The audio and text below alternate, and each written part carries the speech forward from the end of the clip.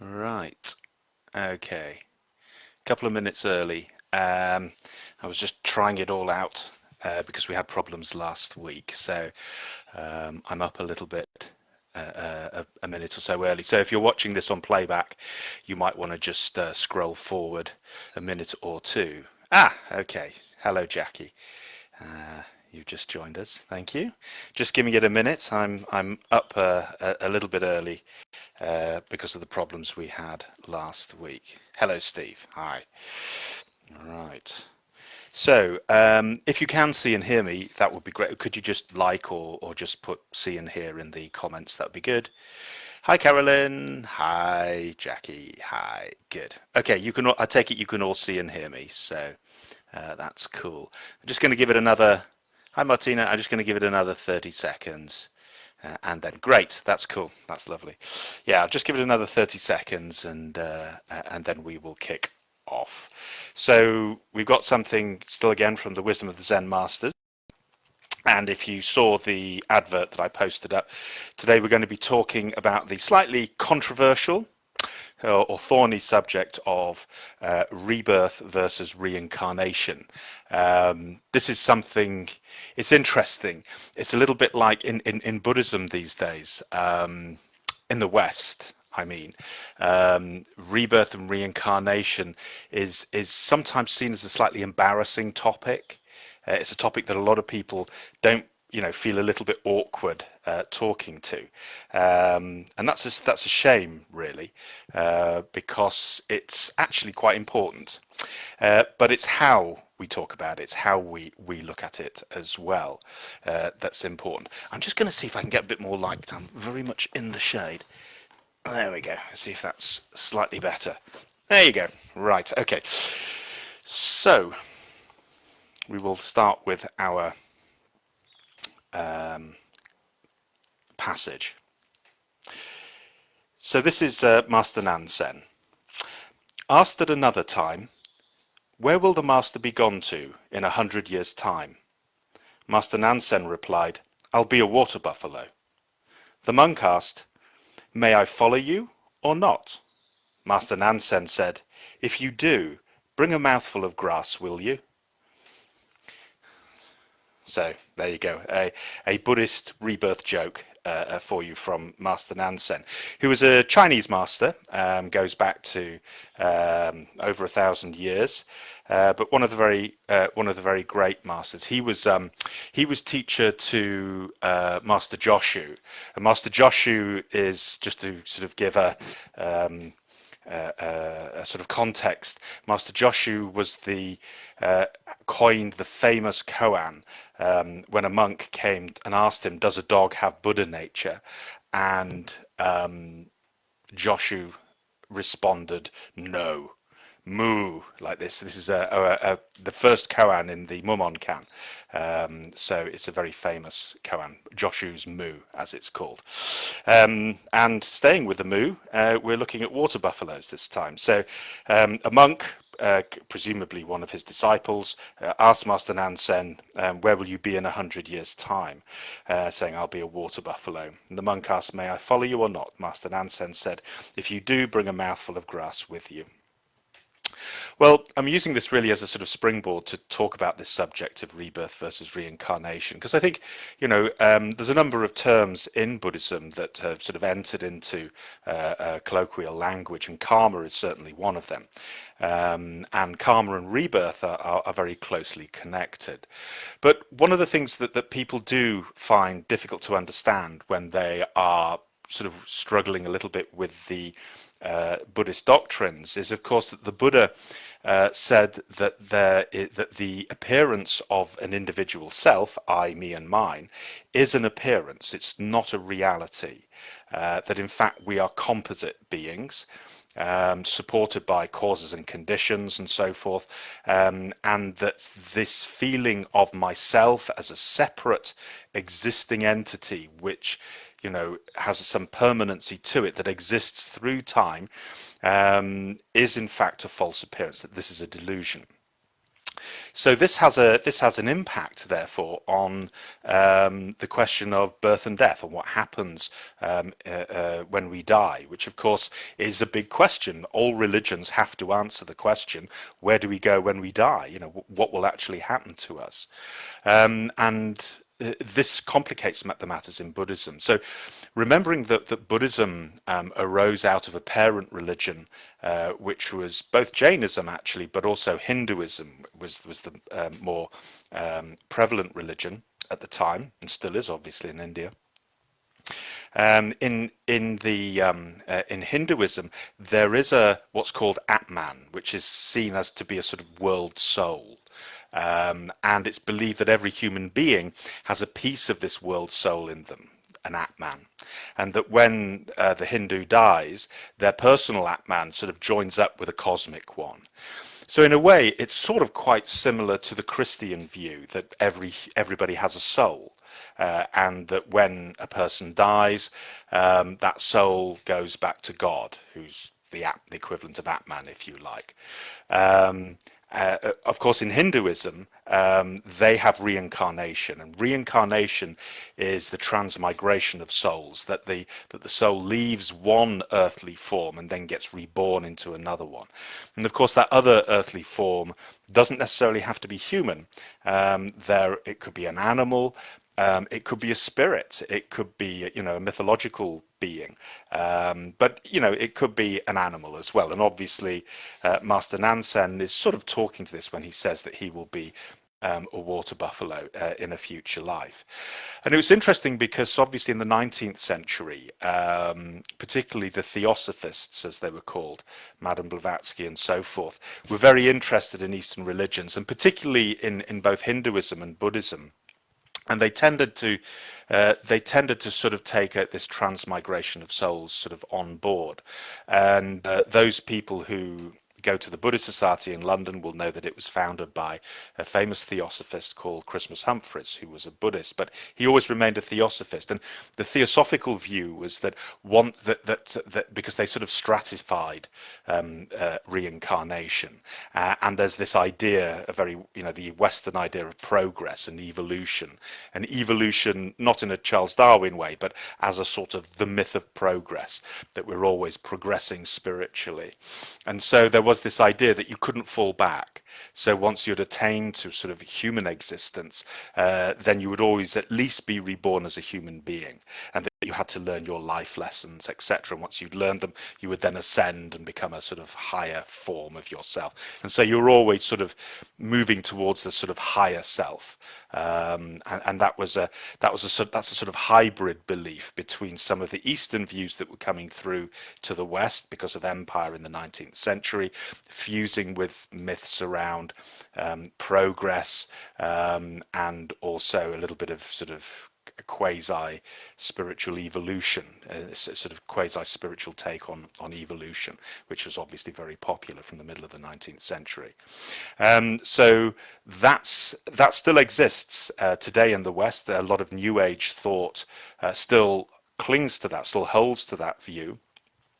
But actually, these views are completely alien to Buddhism, because, as I said, the Buddha taught that the appearance of an I, the feeling that we have of myself as something separate and permanent, and existing, that goes on through time, is in fact just that. It's an illusion. It's a delusion.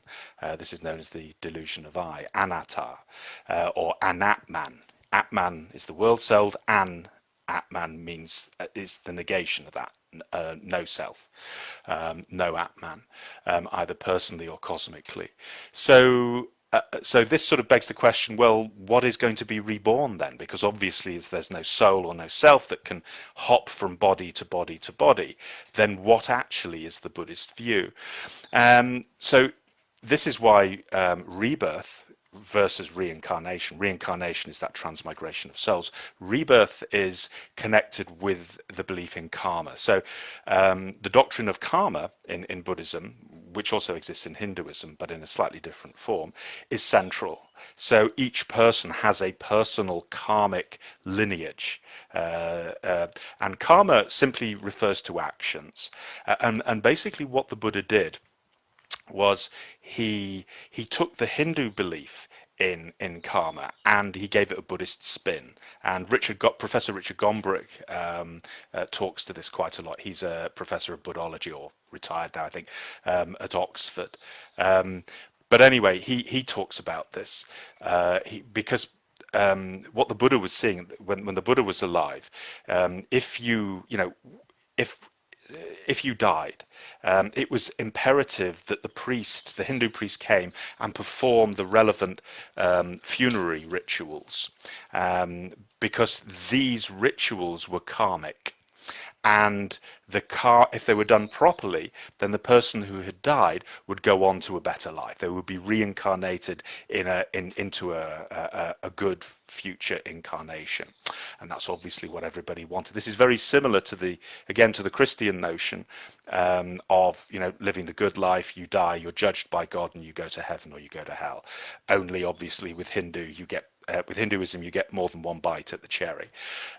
So with that, what the Buddha did was he said, no, performing rituals for other people doesn't work. It's the actions you commit or perform yourself of body, speech, and mind that matter. Those are karmically potent. So, the fantasies we indulge in, what we say, and what we do with our bodies, how we act. So, in other words, our moral life, our ethical life. And so, karma in Buddhism became a matter of ethical practice. And this is why in Buddhism you've got precepts, you've got skillful and unskillful action. Skillful actions produce karma that will give you a beneficial life in the future.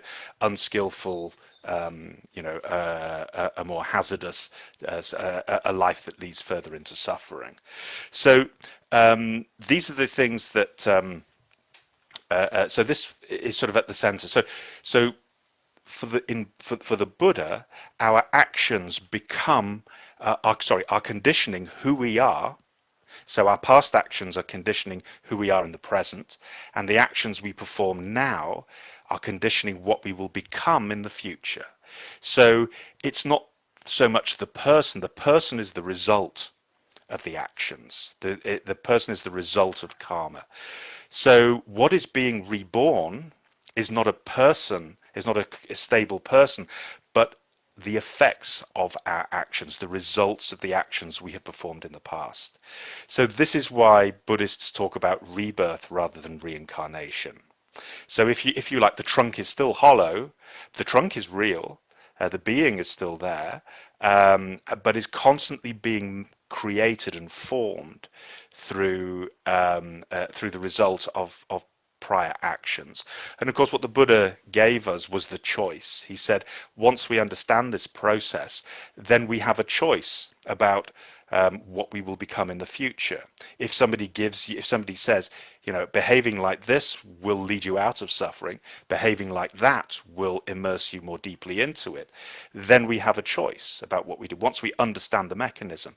If we don't understand the mechanism, then we are flailing in the dark, and our rebirths are haphazard.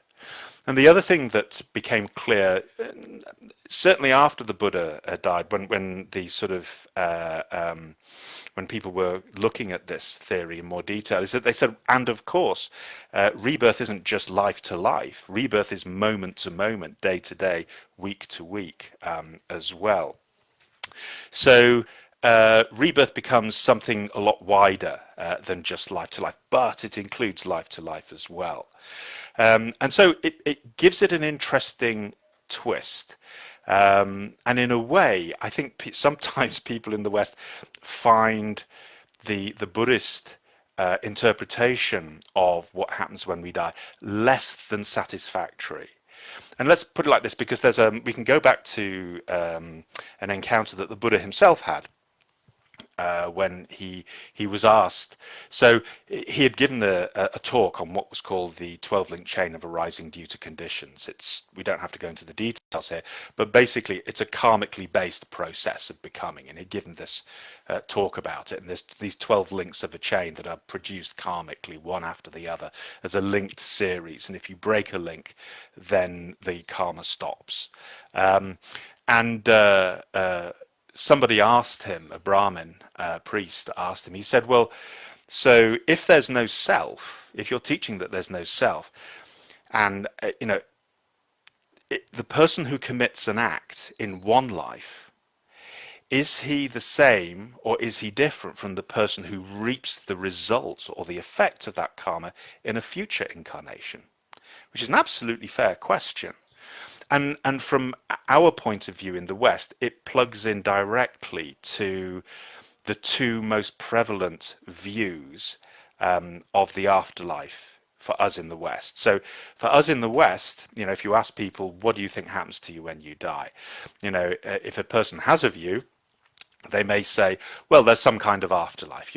We go on to paradise or something like that. Or a person may say, well, I think I'll be reincarnated as a cat or a water buffalo, or whatever, and we just go through these cycles. So both those views, the idea that we go to paradise or that we are, reincarnated as a cat, both of those are the afterlife view. So there is an afterlife, in other words, to be reincarnated. The other is, of course, that when you're dead, you're dead. That's it. There's no afterlife. We just, you're gone. Basically, you put in a hole in the ground, or taken to the crematorium, and that's it. It's over. From the so those are the two relevant views, and those tie in exactly to what that Brahmin was asking. If you look at it, so the Brahmin was asking, when a person dies who's performed karmic acts, if he doesn't go on, if there's no afterlife for him, then who's going to reap the effects in the future?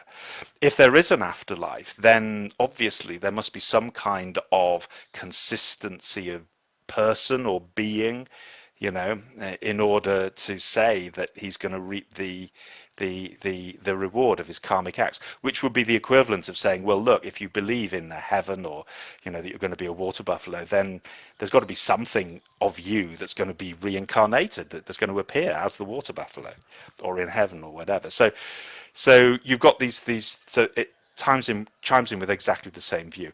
So the Buddha, what he said was, in response to this, he says, if you think that the man who reaps the result is the same as the man who causes it, if you think they're the same, then you are wrong.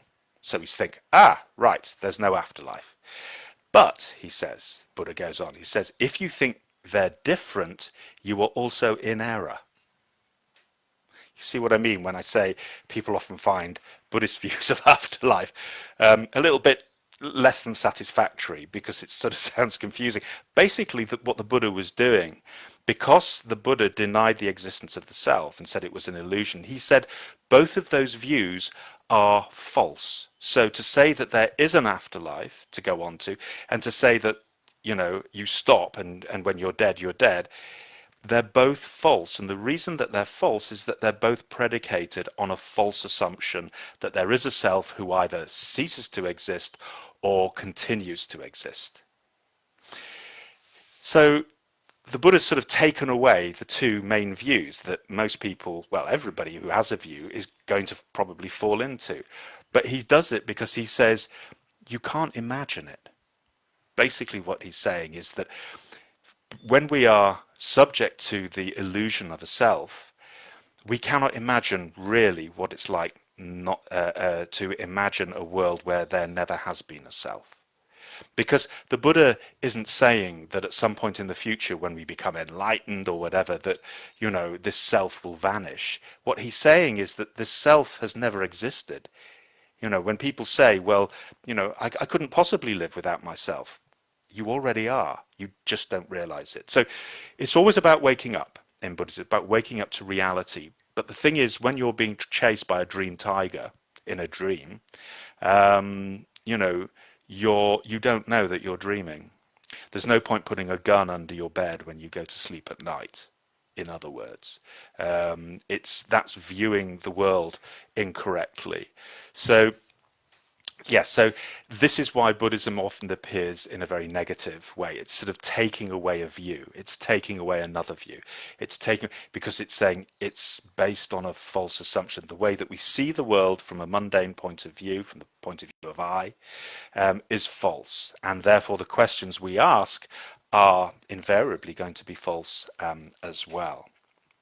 So yes, so there is this process of sort of coming and going. So therefore, how do we how should we conceive of karma? So I'll tell you a couple of I'll tell you one anecdote. One thing I saw, it was an interview in the Independent, I think many years ago, with the Dalai Lama, and obviously um, this journalist decided that everybody thinks the Dalai Lama is very cute and sweet and lovely, and gets to get a bit sort of doe-eyed about him. Fair enough, he's always worth listening to.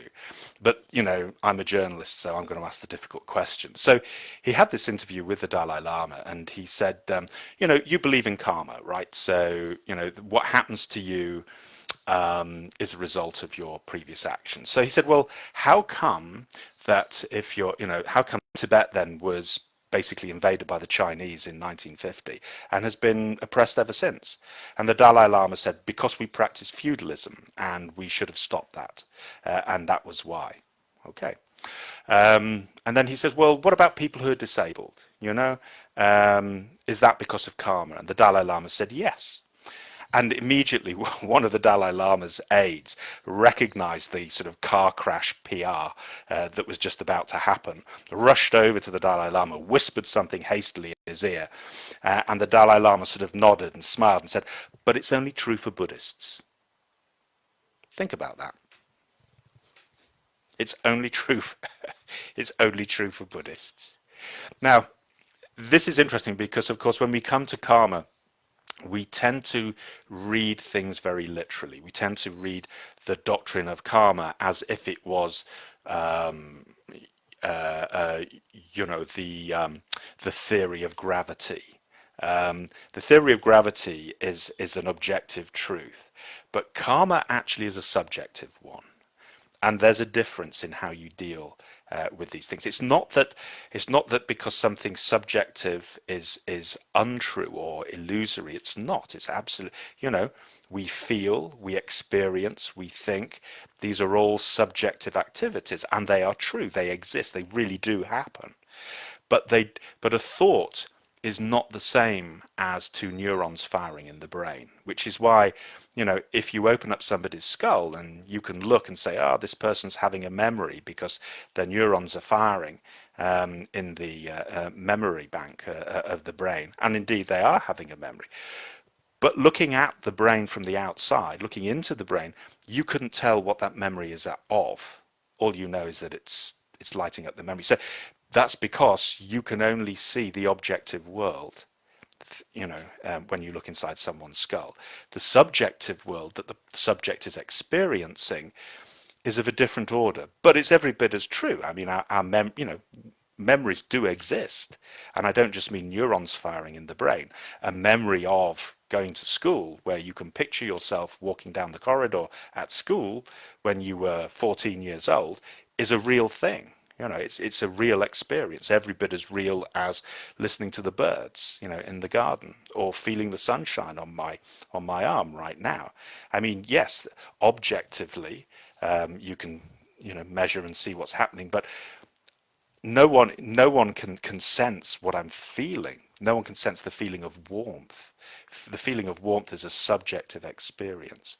And karma also should be seen as that as well, because you see, what the Dalai Lama, and this is now my interpretation of the Dalai Lama, because that was the interview, by the way. So I'm going to interpret what I think the Dalai Lama was saying. Caveat.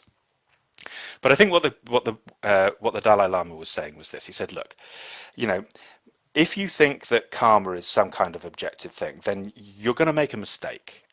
Because you can easily make the mistake that, when you see someone who's disabled and you look at them and you think, well, you're like that, mate, because of your karma.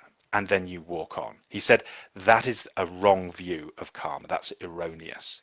He said, when you see a person who's in a situation where they're suffering, and you look at them, you need to say to yourself, as this person is, so I will be. Because karma is something that just goes on eternally. Um, I will have been in his situation or her situation many, many times in the past. And in the future, I will also be in that situation many, many times in the past. If I were in that person's situation who is suffering, how would I want to be treated by someone like me who's not suffering right now? And then I act out of compassion. So in other words, what the doctrine of karma takes us to is what's classically called the golden rule. Do unto others as you would have them do unto you. If you were in that situation, or do not do unto others as you would not have them do unto you, as well, if you are in that situation. So how we view these doctrines matters subjectively. It's which is not to deny the existence of life to life either. And I'm always very careful about this because nowadays, with a lot of sort of secular Buddhism, a lot of humanism has sort of come into Buddhism. People, as I said, sort of veer away from that. Say, oh well, we can just look at all this psychologically. We don't have to worry about. Well, it's sort of being a bit disingenuous. I feel it's being a bit disingenuous because there are many Buddhists in Buddhist countries who firmly believe that there are rebirths into future lives. You know, that as Master Nansen says, I'll be a water buffalo. That is an absolutely front and central teaching of Buddhism, and it has been for 2,500 years since the time of the Buddha. It's disingenuous, I think, to turn away from that. And you can go away and have a look at some of the studies that have been done about afterlives. And interestingly, there's actually quite a lot of science around the afterlife. I'm not going to go into it here, but you can go and have a look at it. It's obviously it's not going to be mainstream because it flies against the prevalent consensus on materialism. But that's not to say that research isn't being done, and it's very interesting as well. But, I don't work in that field, and it's not my job to say one way or another. But what it is my job as a practicing Buddhist is to try and convey how we should view these teachings like rebirth, like karma, and how they tie in to how we treat each other, and why a belief or not just a belief, but a practice that's based on a correct understanding of karma and rebirth leads to compassion, leads to relationship, and is an expression of the warmth of heart that really, is the human heart. When it has been as it were, washed clean from the impurities of the delusions that we suffer from. In Buddhism, people do bad things out of ignorance, not because they are evil. People may believe they are evil, but that belief is fundamentally not true. There is a life that exists deeper, much deeper. Interestingly, just on the Zen Gateway, this last week, we're doing a series called The Way of Devotion, which looks at some of the images of Buddhas and what are called the Bodhisattvas, the sort of Buddhist saints there.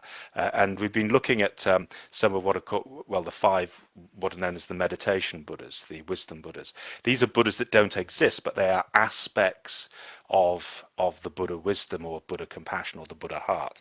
And the latest one we did was Aksobhaya, who is, his color is dark blue or black. And the reason is because he's connected with the element of water, and he's connected with feeling or sensation. Vedana is the term in Sanskrit.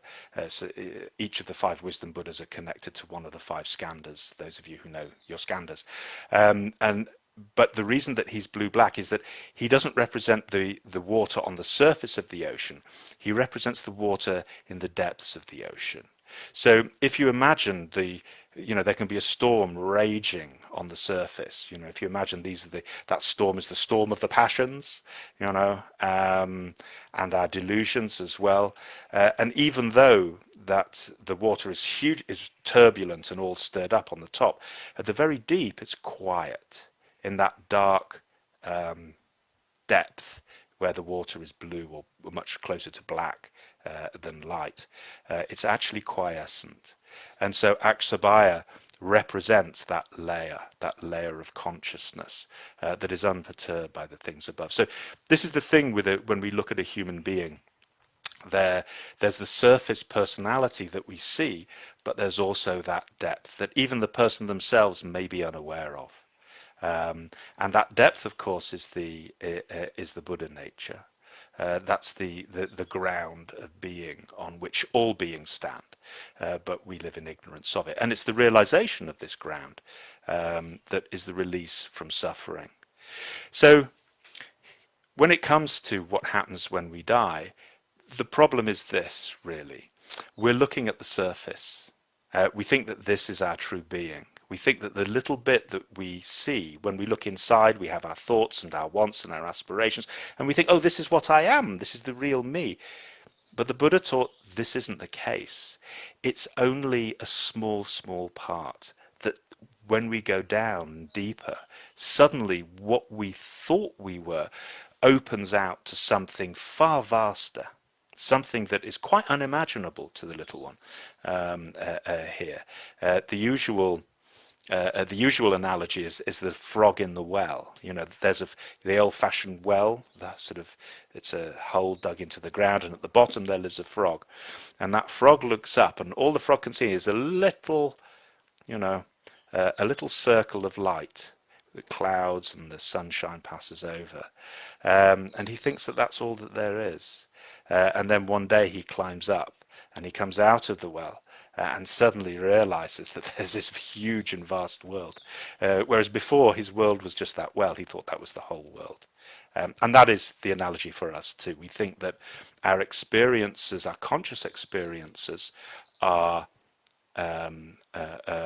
all that we are. But actually our practice, the meditation and the daily life practice, the mindfulness practice, as it were, drops us down so that we begin to see the evidence that in fact there are greater forces moving deeper down within us. And really this is something that we experience every day. People say, well, so what does Buddhism teach about, life and death and so forth? Every night we enter into a little death. And every morning we emerge from somewhere, and there we are, for that day until we re-enter that little death again. There's an analogy there. There's an analogy there. Obviously we're aware that our body is still, well, we're not aware, but we know that the body is still here. But when we are awake in the world and we see our body moving around and then our body dies, we think, well, where's our body now?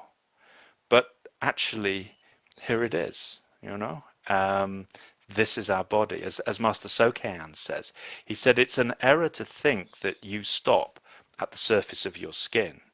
He said, you are also the stars, you are also the sun and the moon as well, and you always have been. But of course, this conflicts us because this is not how we've identified ourselves. We've identified ourselves as this particular being. We don't see that depth that touches something far vaster.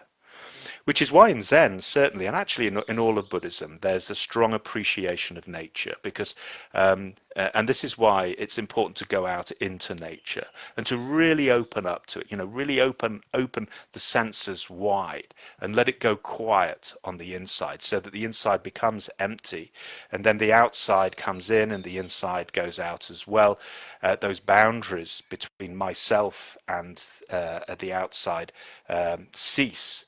And we can just have that little inkling, that coming to be and ceasing to be, as the sun moves across the sky, as the year rolls through the 4 seasons, we suddenly get that sense of, oh yes, Okay.